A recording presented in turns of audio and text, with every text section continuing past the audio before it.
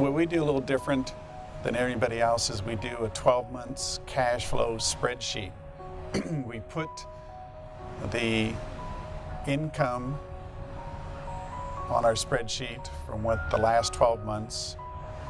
Then we plug in a bank payment, rent, utility, maintenance, lab fees, phone postage and accounting, office supplies, dental supplies. We come up with a buyer's net.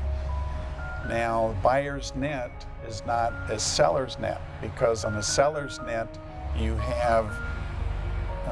don't have a bank payment. So we want to make sure that the buyer's net is sufficient.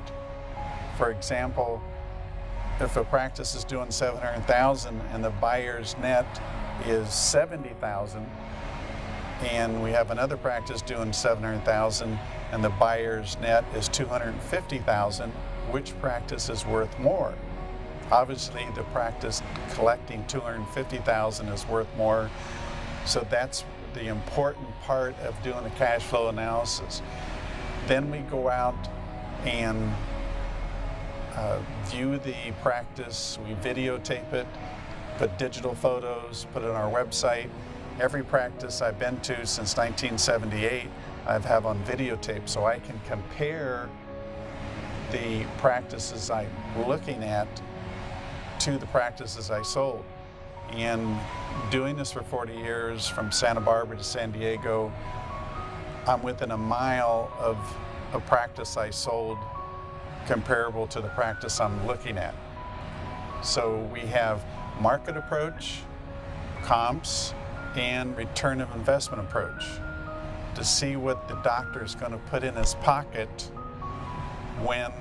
after he pays a payment to the bank, and all the true expenses. We kick out the add-backs like depreciation, amortization, travel, car expenses. Then what's really important is after we come to our price, we turn it over to our 3 qualified salespeople. Then after we find a buyer, we turn it over to our loan coordinator,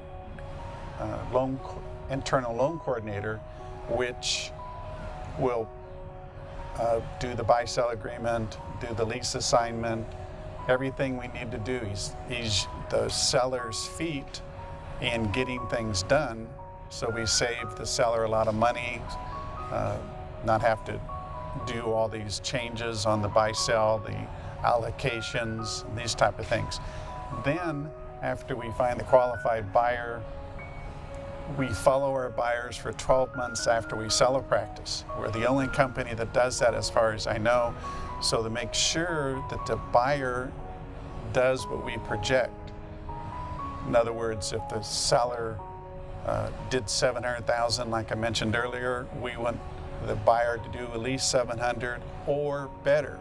And if he doesn't do what we project, then we bring in a practice management person of our expense to find out why.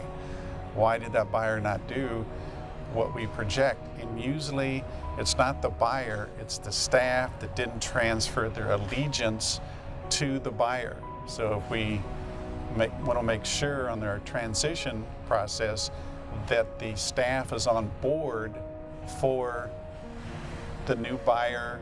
And that's another thing that we do, is we put in our listing agreement that the buyer will be acceptable to seller.